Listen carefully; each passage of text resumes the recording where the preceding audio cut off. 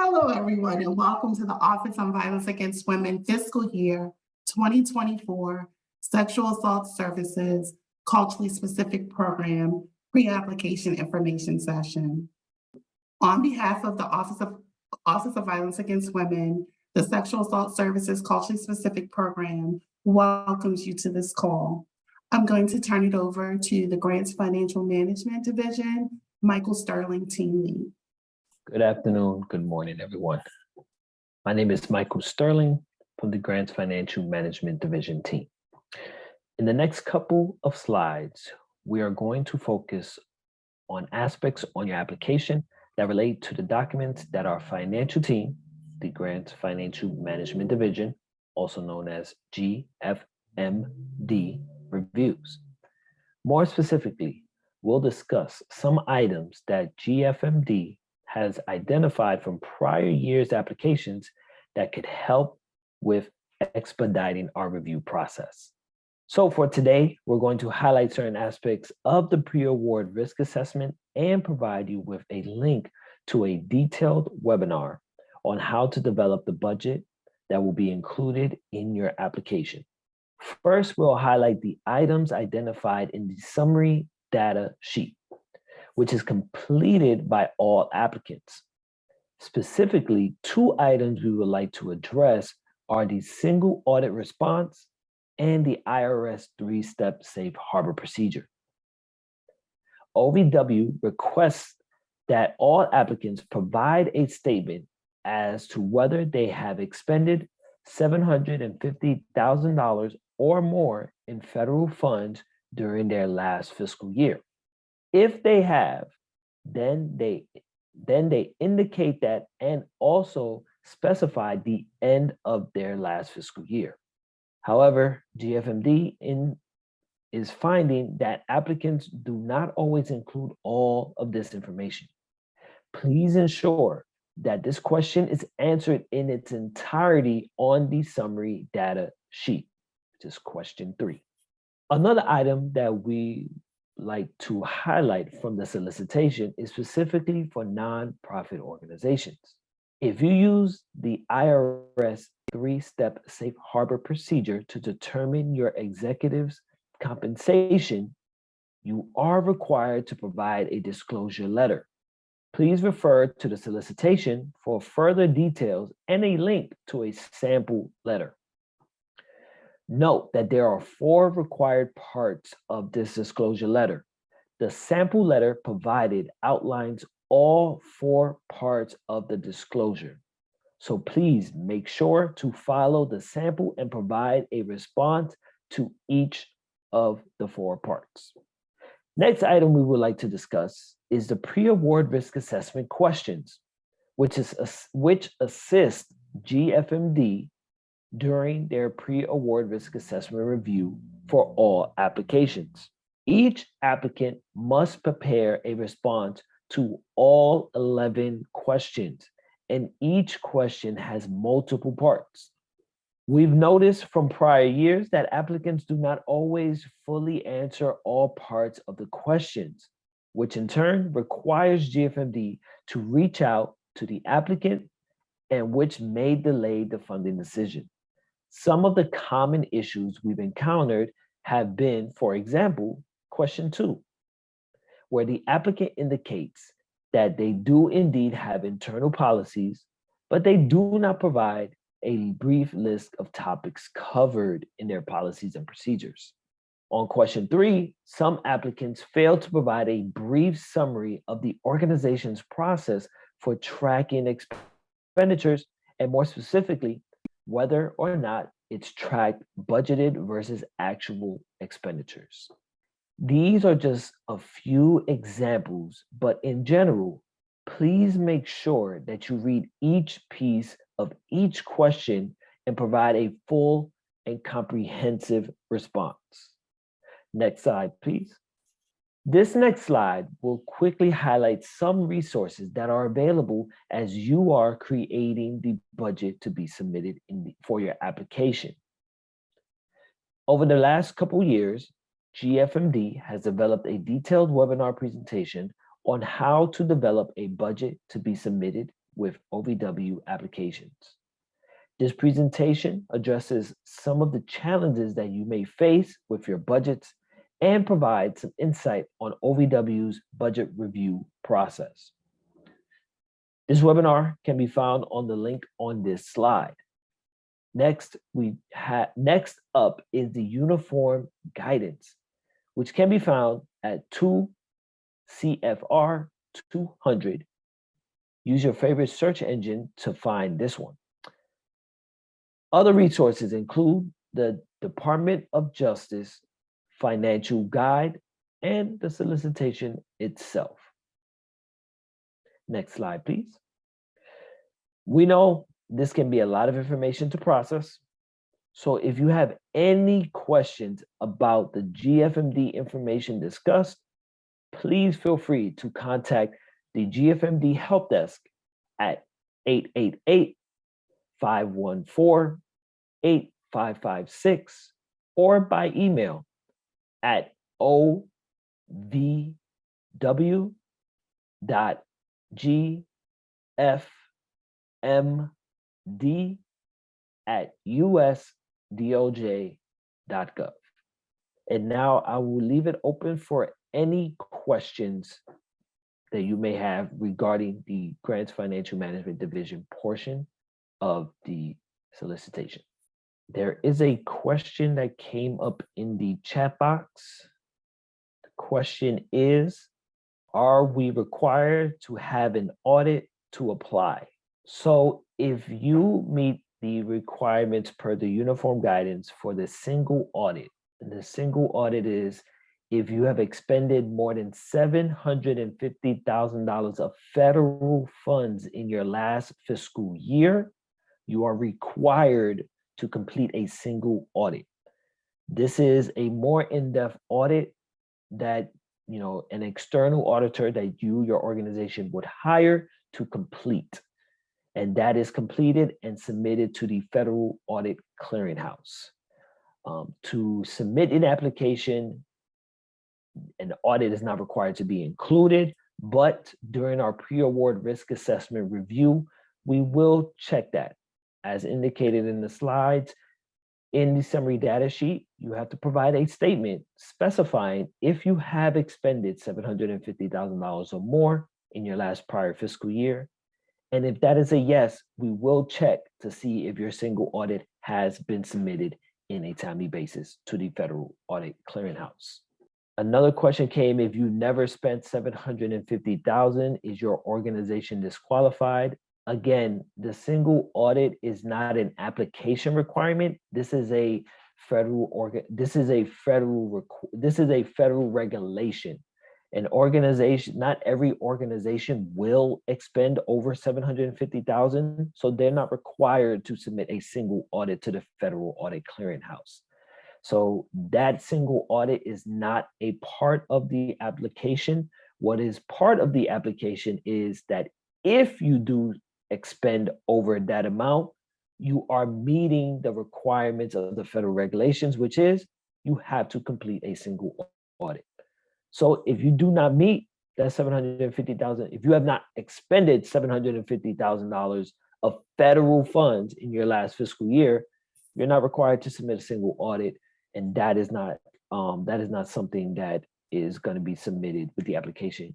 You would just include it in the summary data sheet that you do not meet that threshold.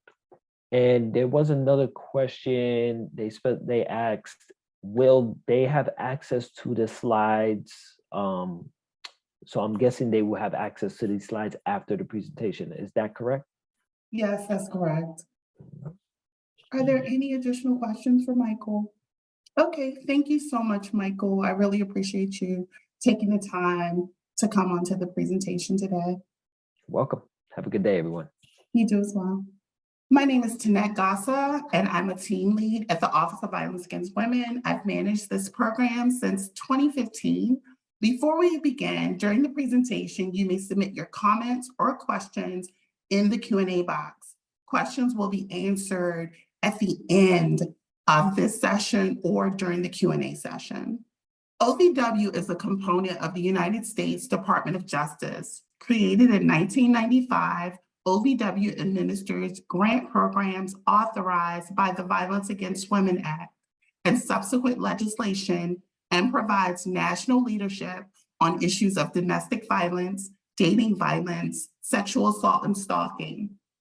OVW grants support coordinated community responses to hold offenders accountable and serve victims. A little bit about the Sexual Assault Services Culturally Specific Program. This program is authorized by 34 USC Section 125(11)(c). The Sexual Assault Services Culturally Specific Program supports nonprofit organizations that focus primarily on culturally specific communities and have experience in the area of sexual assault, or who partner with an organization having such expertise.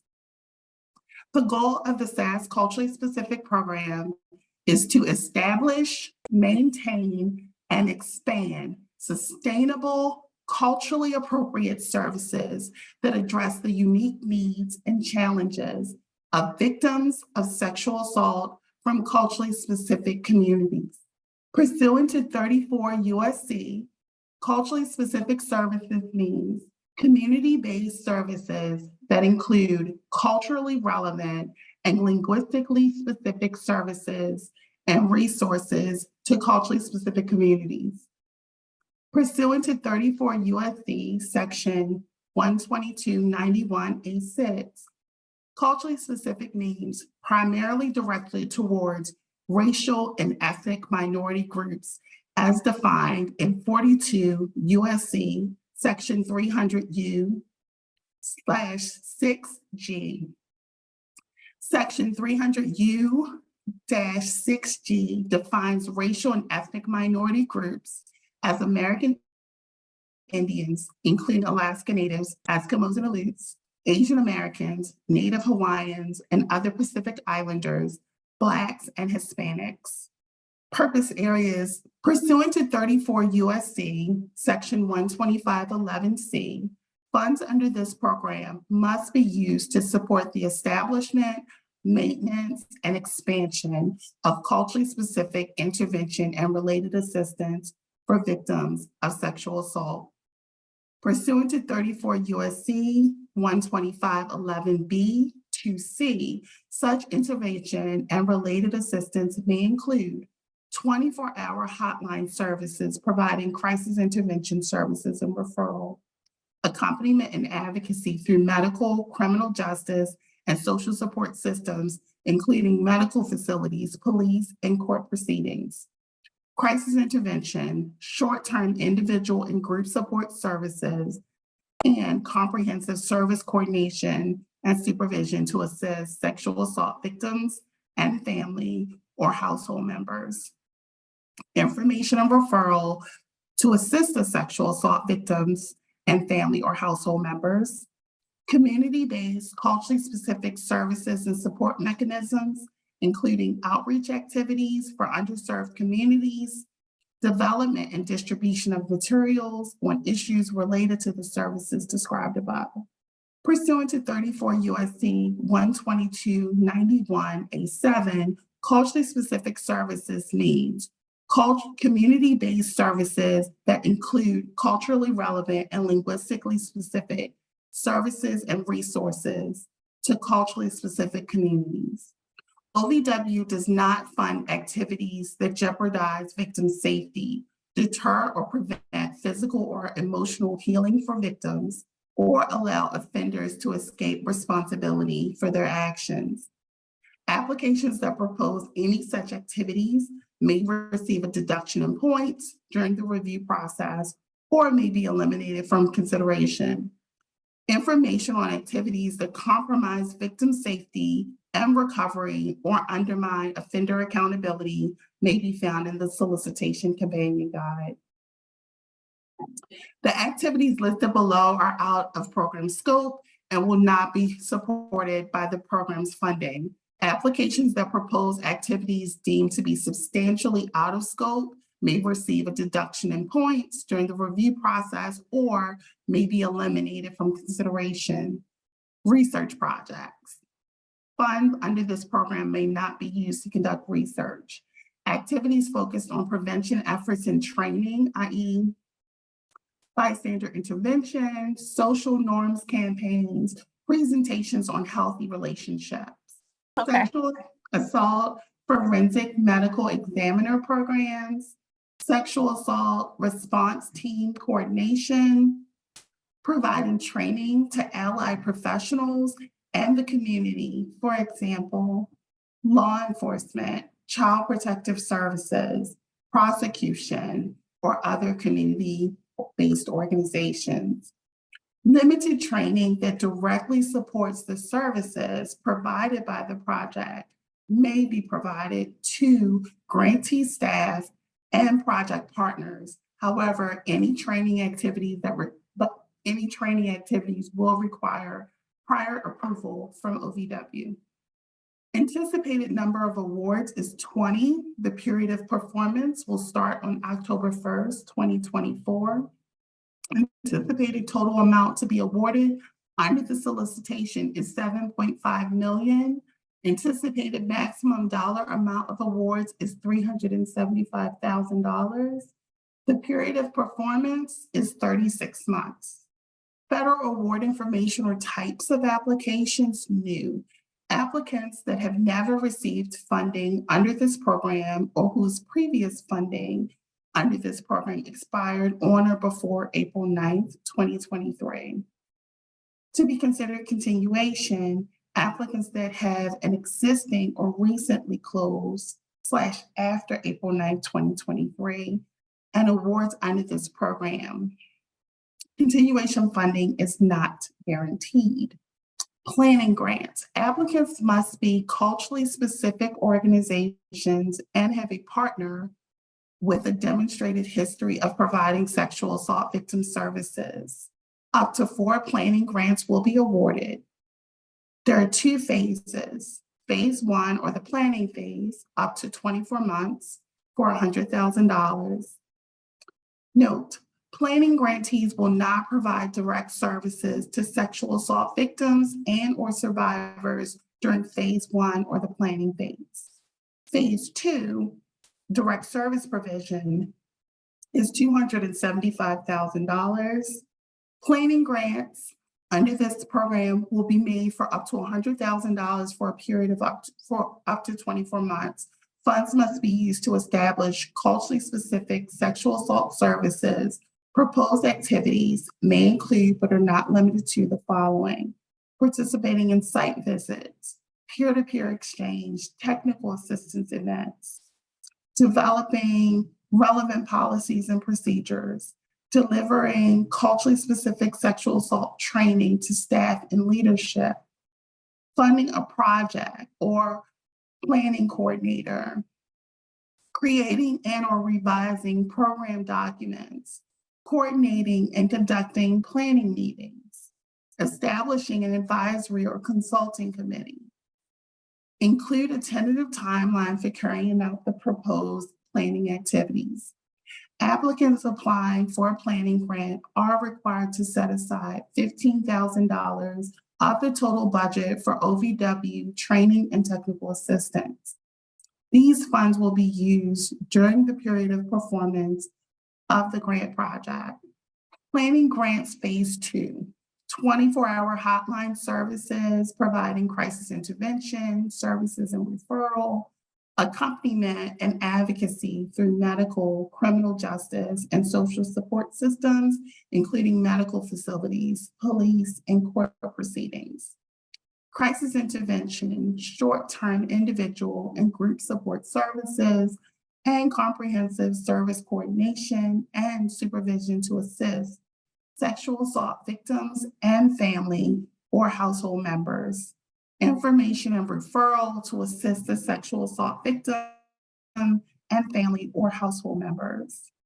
Recipients of a fiscal year 2022 or fiscal year 2023 award under this program are not eligible to apply as a lead applicant or as a partner subrecipient on a fiscal year 2024 proposal.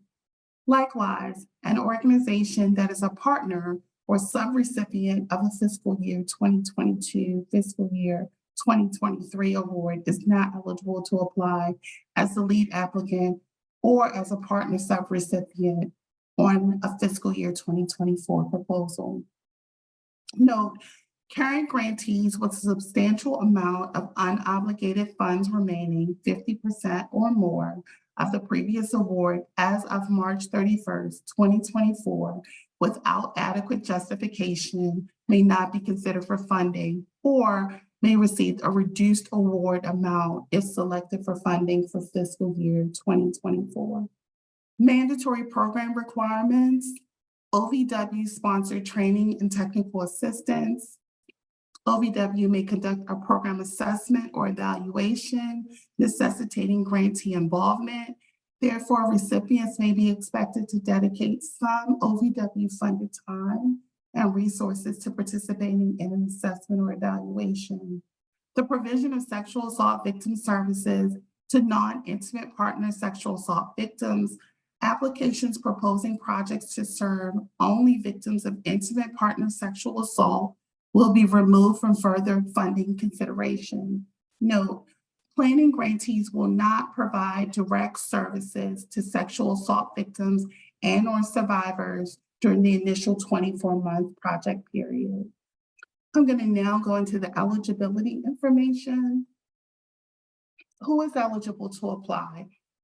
Private, nonprofit, tribal organizations for which the primary purpose of the organization as a whole is to provide culturally specific services to American Indians, including Alaska Natives, Eskimos and Aleuts, Asian Americans, Native Hawaiians, and other Pacific Islanders, Blacks or Hispanics in the United States or U.S. territories. Native American tribal organizations other than those federally recognized tribal governments, nonprofits having a 501c3 status with the IRS other than institutions of higher education. You must also have documented organizational experience in the area of sexual assault intervention or have entered into a formal partnership with an organization having such expertise, have expertise in the development of community-based, linguistically and culturally specific outreach and intervention services relevant to the specific community,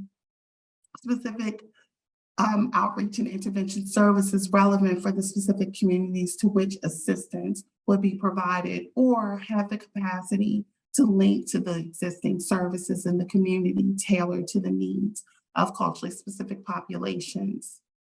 Have an advisory board or steering committee and staffing which is reflective of the culturally specific community. Note, if the culturally specific program is one division within a larger organization with other areas of substantive work, for example, a division within a domestic violence organization focusing on Black, Hispanic, Latina victims, the organization is not eligible.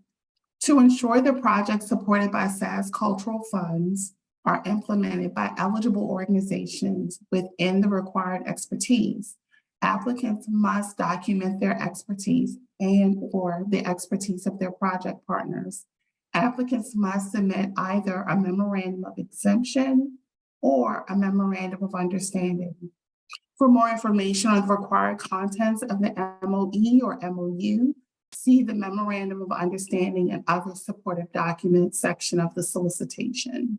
The required partnerships. Category 1, the applicant is a culturally specific organization and the applicant agency has a demonstrated history of providing sexual assault victim services beyond intimate partner sexual assault for a minimum of 3 years. No partnership is required.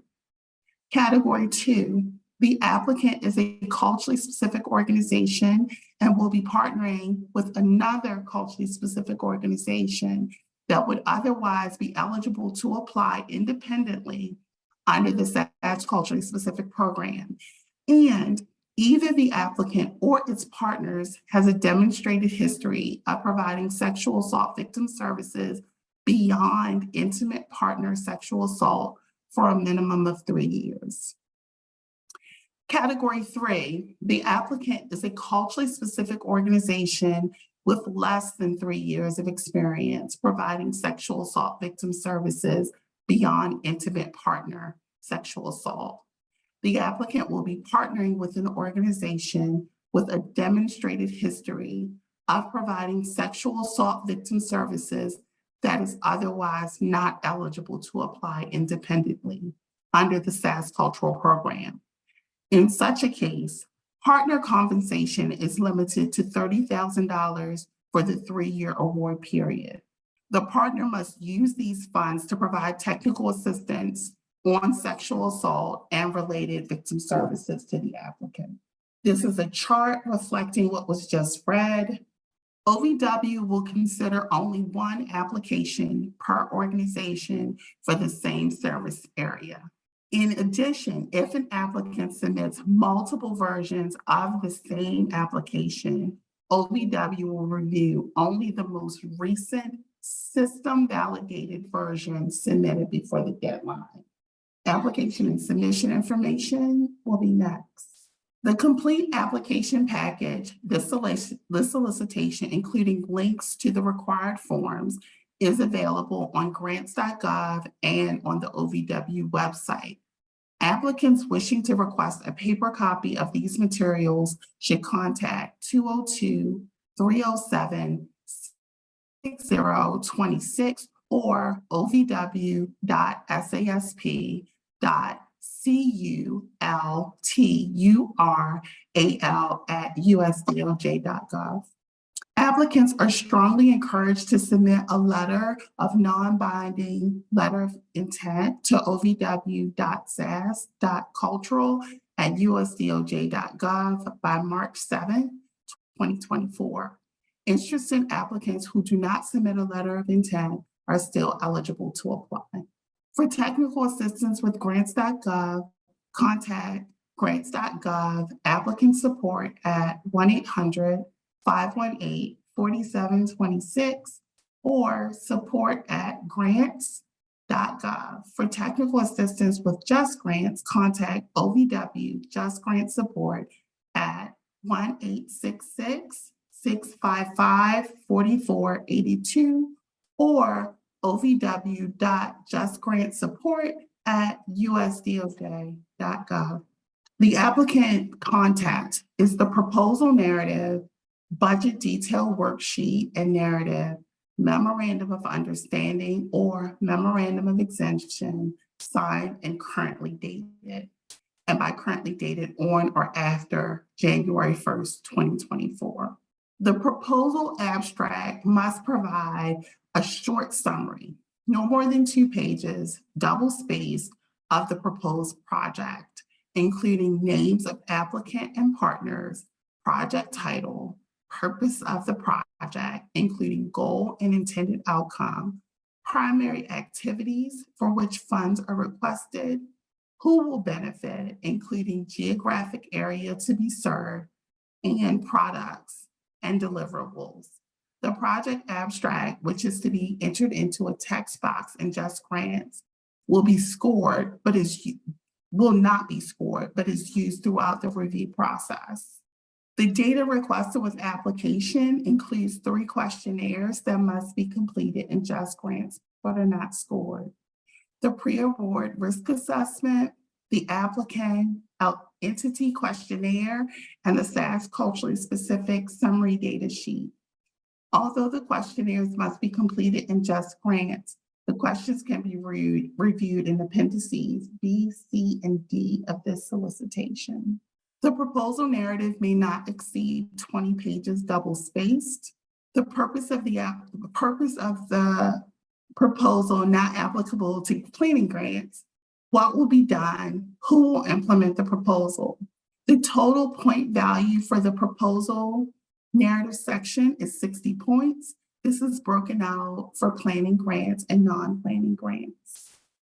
All applications must include a detailed budget and budget narrative. Display a clear link between the specific project activities and the proposed budget items, Include funds to attend OVW-sponsored TTA in the amount of $15,000 for applicants located within the 48 contiguous states and $20,000 for applicants located in the territories, Hawaii, and Alaska. The grant award period is 36 months. Budgets must reflect 36 months of project activity. The budget worksheet and budget narrative are worth a total of 20 points. For additional information, please see the budget worksheet and budget narrative section of the solicitation. Also review the sample budget detail worksheet and the Creating a Budget webinar available on the OVW website. Unallowable costs: lobbying, fundraising, purchase of real property, physical modifications to buildings, including minor renovations such as painting or carpeting, as well as construction. Generally, food and beverage costs are not allowable. Recipients must receive prior approval to use grant funds to provide a working meal and/or refreshment at a meeting, conference, training, or other events. Memorandum of Understanding and Memorandum of Exemption. Applicants must upload the MOU or MOE as an attachment in Just Grants. The MOU is a document containing the terms of the partnership and the roles and responsibilities between two or more parties. The MOU must be a single document and must be currently signed and dated on or after January 1st, 2024 by the authorized representative of each proposed partner organization during the development of the application. Category 1 applicants must submit an MOE in place of the MOU. The total point value for the MOE is 20 points. MOU's missing signatures may result in a point deduction or removal from consideration. We're going to go a little into how to apply. So the deadline for this application is April 9th. This is a 3-year program or 36 months. The award is up to $375,000. And you should submit, do your registration for SAM or grants.gov no later than March 14th or today. Applications must be submitted electronically via grants.gov and Just Grants. Applicants that are unable to submit electronically must follow the instructions under OVW policy on late submissions. Times below for a list of steps for registering with all the required systems and deadlines for completing each step. To submit an application, all applicants must register online with the System for Award Management or SAM and with grants.gov to ensure sufficient time to complete the registration process. Applicants must register online with SAM and grants.gov immediately, but no later than March 31st. We really recommend we start by today. Applications for this program will be submitted through a 2-step process: submission of the SF-424, SF-LLL in grants.gov, and submission of the full application, including attachments in Just Grants system. Submit the SF-424 and SF-LLL as early as possible, but not later than 24 to 48 hours before the grants.gov deadline. Register and/or confirm existing registration at least 3 weeks prior to the application deadline to ensure that the individual who will be working to submitting the application has SAM, grants.gov, and Just Grants access, and is the person registered to submit on behalf of the applicant. Maintain documentation of when registration began, any issues related to registration, and all communication with technical support. Failure to begin the SAM, grants.gov, or Just Grants registration process in sufficient time, i.e. by the date identified in the solicitation, is not an acceptable reason for late submission. We're going to go through the application review information. So the proposal narrative total is worth 60 points. The purpose of the proposal is 20 points. What will be done is 20 points. Who will implement is 20 points. The budget worksheet and budget narrative is 20 points. and the MOU, MOE is also 20 points. All applications undergo a basic minimum review requirement to determine if the application will move forward to peer review. Applications missing any of the following elements will be removed from further consideration and not forwarded to peer review. The project narrative, budget narrative and details worksheet, complete MOU or MOE, which is a single document currently signed and dated. OVW will subject all eligible, complete, and timely applications to the peer review process that is based on the criteria outlined in the solicitation. OVW may use internal reviewers, external reviewers, or a combination of both. All applications that are considered for funding will be subject to a programmatic review. The programmatic review consists of assessing the application for compliance with the program's scope, activities, and that compromise victim safety, and if applicable, past performance and priority area review. OVW reserves the right to deduct points from the applications for the following reasons: activities that compromise victim safety and recovery and undermine offender accountability, we may deduct up to 25 points. Out of scope and unallowable activities, we may deduct up to 25 points. Past performance, we may deduct up to 25 points. Formatting and technical requirements, we may deduct up to 5 points. As a part of the programmatic review process, applicants with current or recently closed OVW awards will be reviewed for past performance and risk.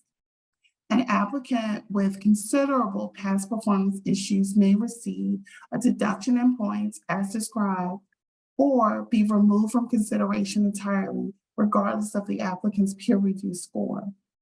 For more information, see the past performance review section criteria in the solicitation. OVW anticipates notifying applicants of funding decisions by October 1st, 2024. Next, we'll go through the Federal Award Administration information. Programmatic questions, you can contact this program at 202-307-6026 or ovw.sas.cultural@usdoj.gov. Financial questions, contact 1-888-514-8556 or ovw.gfmd@usdoj.gov. For technical assistance with grants.gov, contact grants.gov applicant support at 800-518-4726 or support@grants.gov. For technical assistance with Just Grants, contact OVW Just Grants Support at 866-655-4482 or ovw.justgrantsupport@usdoj.gov. A few helpful tips. Read the solicitation in its entirety before applying. Follow the solicitation. The information in the application should be as detailed as possible. Continuation applicants should write the application as if this is the first time that OVW has ever heard of their project. Ensure that each section is completely addressed, even if it feels redundant. Number all pages. Write names and terms out. Limit the use of acronyms included in the application. Information submitted beyond that is required, what is required in the solicitation will not be read by OVW staff or peer reviewers.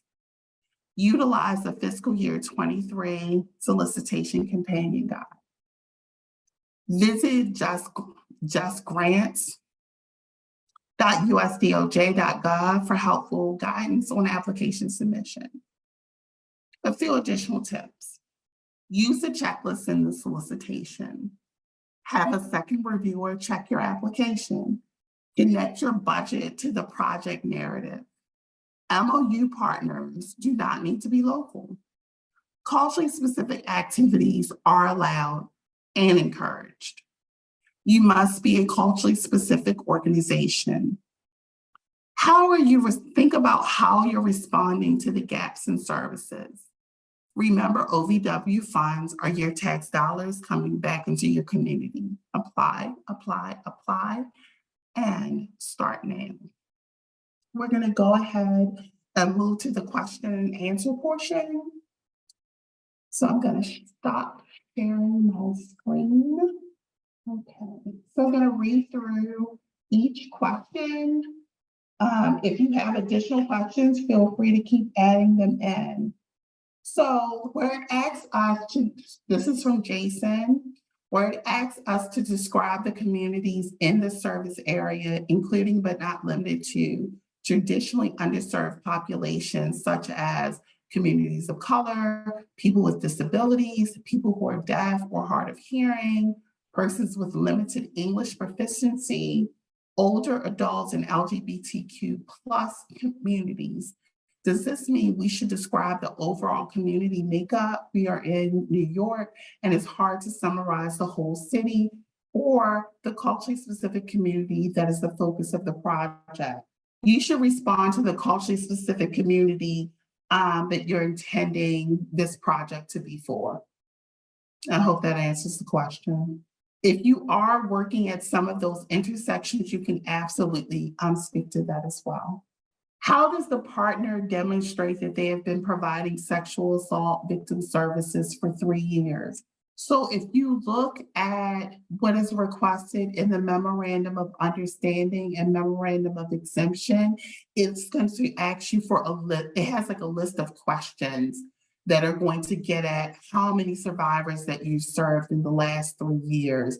When did you start providing those services? So that's how you'll be able to respond to that question about 3 years. And this is to Lisa. I hope that answers your question. Can a non-culturally specific organization apply as the primary grantee if their partner sub-grantee is a culturally specific organization? And this is for a non-anonymous participant. The answer to that question is no. So in order to apply for this program, the minimum requirement is that you have to be a culturally specific organization working with tribal communities, Hispanic communities, Black communities, Asian American Pacific Islanders. That's the minimum. You don't even have to be a sexual assault service provider. You have to be the culturally specific, a culturally specific organization, and then you can actually partner with a sexual assault provider in order to apply for this program. I hope that responds to your question. Looks like the letter of intent is due March 14th instead of March 7th. Correct. It's due today. The letter of intent is not actually required. It just helps us to sort of gauge how many applications are coming in, but it is not required. So, but the application, the timeline for that is today. But again, it's not required of anyone to provide us. Can we provide services to military women in the community?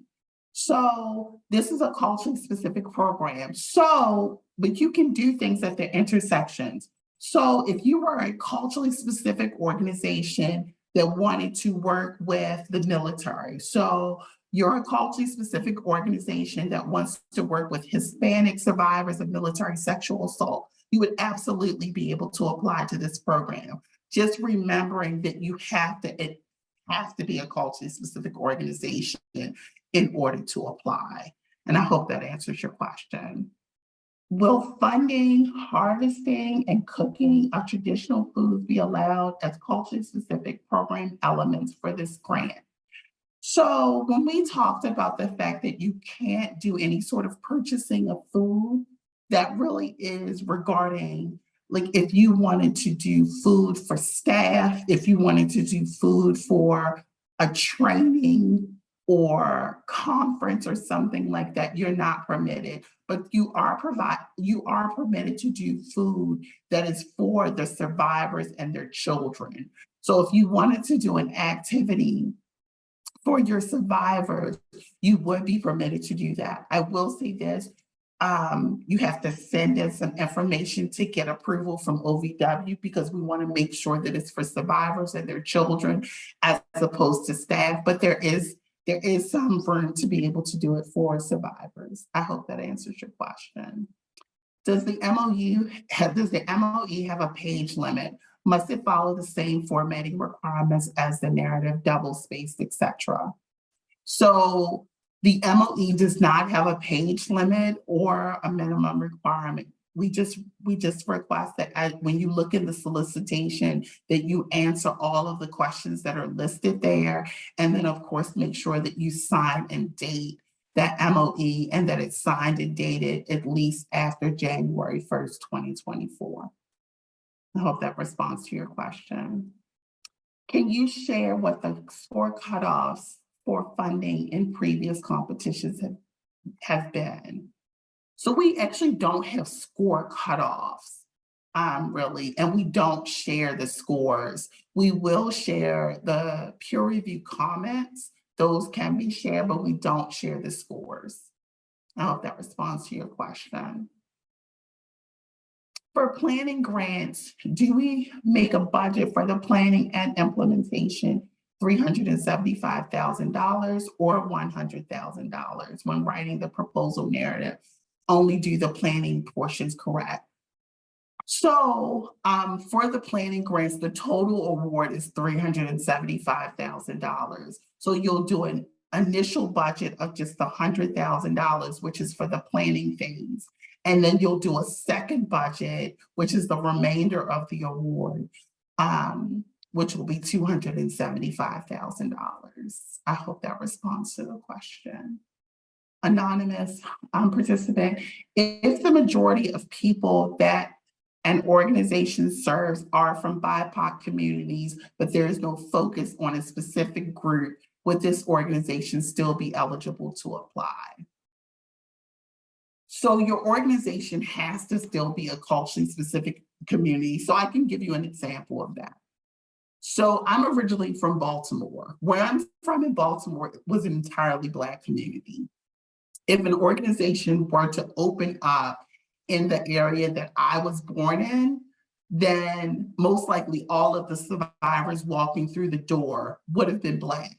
But if the organization's mission was not to specifically serve Black survivors, that organization would not be eligible because it is still not a culturally specific organization. So the culturally specific organization is not based on who comes through the door. It's based on what the mission is for that organization. Was your organization founded to work with Hispanic survivors or Black survivors? That's what makes it a culturally specific organization, and that's what makes it eligible to apply for this program. I hope that responds to your question. Lisa, follow up from two-part question. Thanks for the answer to the first part. When writing the proposal narrative, only do the planning portions correct.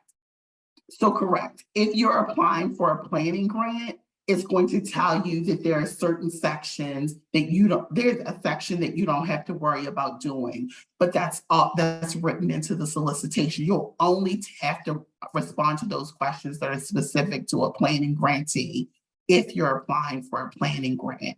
If you are not applying for the planning grant, they'll also give you directions on what sections you'll submit for that as well. I hope that responds to your question.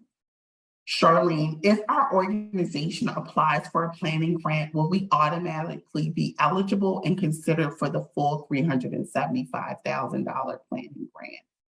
So correct. So the way that the planning grants are done is two phases. So the initial phase of the planning grant is where you are hiring staff, you're training, you may be working on your policies and procedures. Once that section has been completed, then you'll move on to the second phase of the award.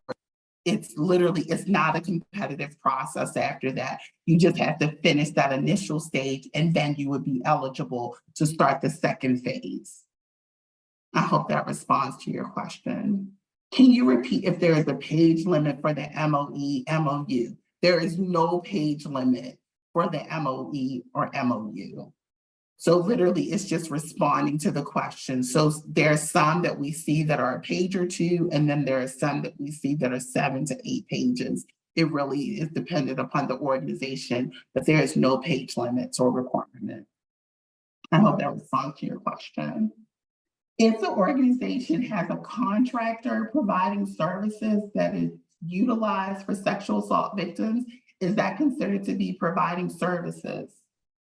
So we do have some culturally specific organizations who may be just starting out or creating a program, and they may hire folks who are not actual employees of the organization that provide some of those direct services. So that is something that we have permitted and is seen as acceptable. DaVita, we are a humanitarian organization that provides specific services to the local Ethiopian and Latin American community. Would that qualify as culturally specific? So your humanitarian organization would have to be an organization that is culturally specific, i.e., your organization was set up to work with Black survivors, tribal survivors, Asian American, Pacific Islander, Hispanic. That would have to be why the mission of your organization, not just simply who comes through the door. You have to have been set up to work with those culturally specific communities.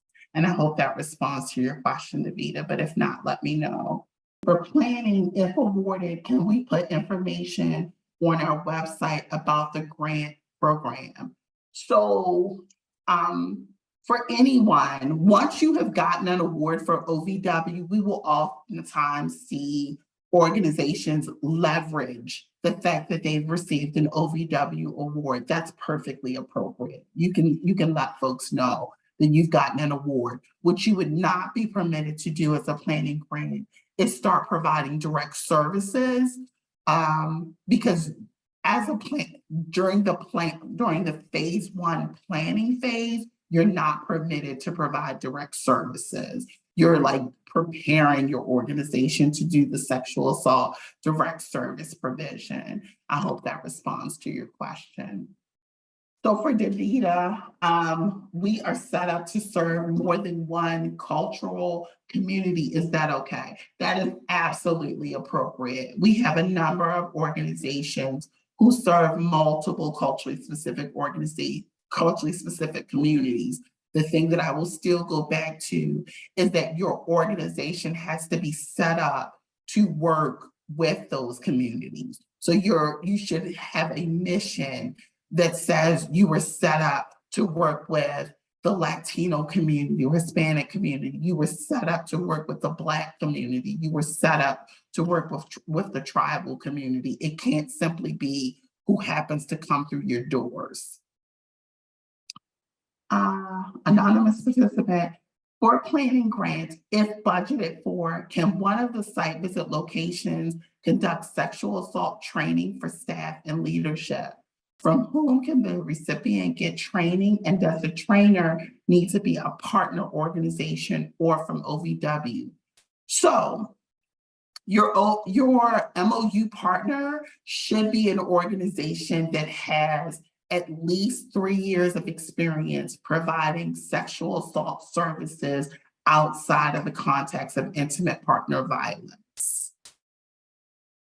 I hope that responds to your question, because that MOU partner is going to help the lead applicant or the organization to apply for the planning grant to be able to get the experience.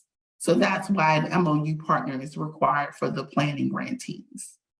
Anonymous participant, are we expected to set a goal for the number of survivors we will serve annually, or can we focus on other process-related objectives?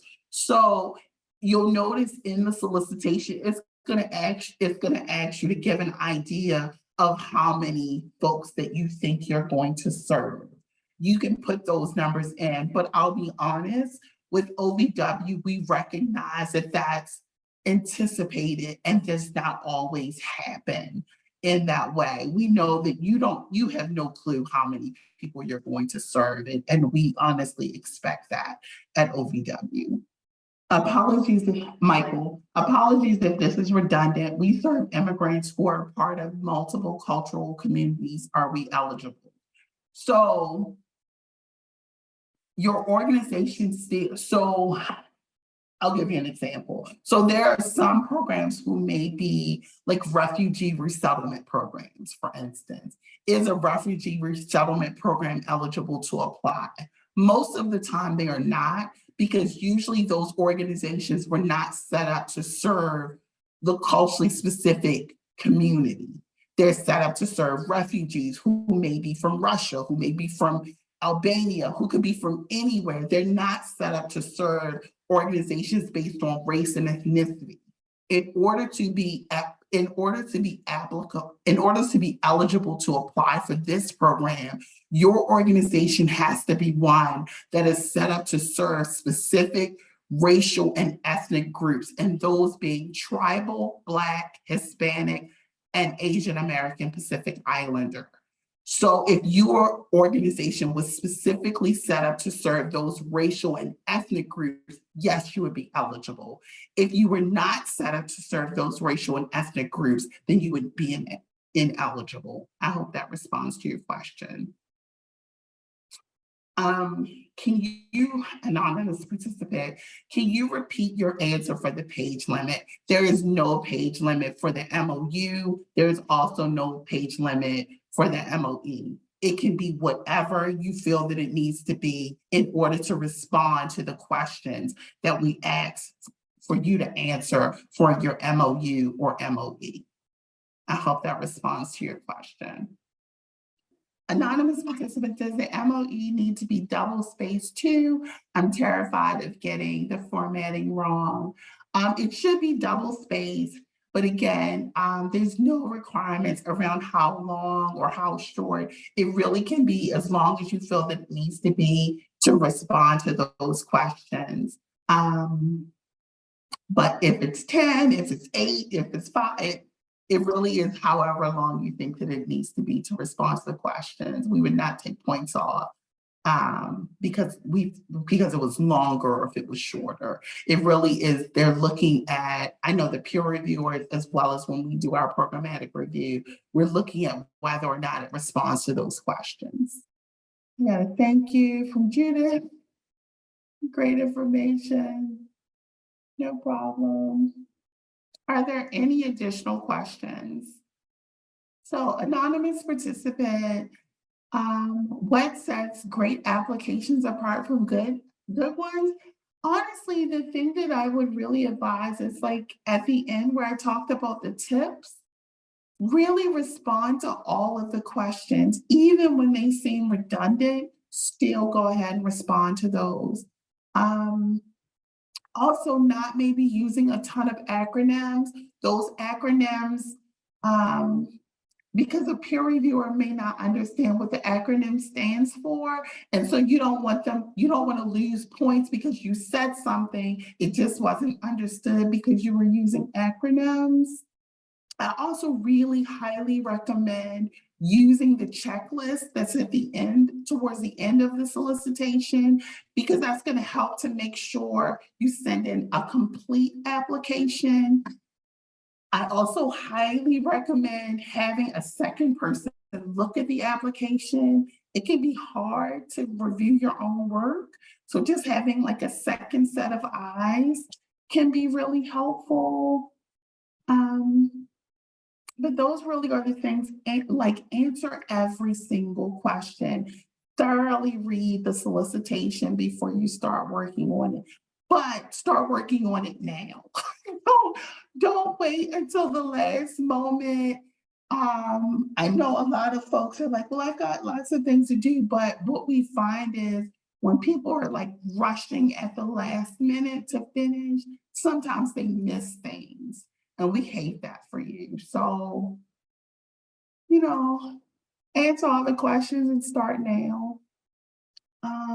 So from Davina, another question. We have only formally been providing sexual abuse services under this legal formation since last year. However, we have been providing free services since 2020.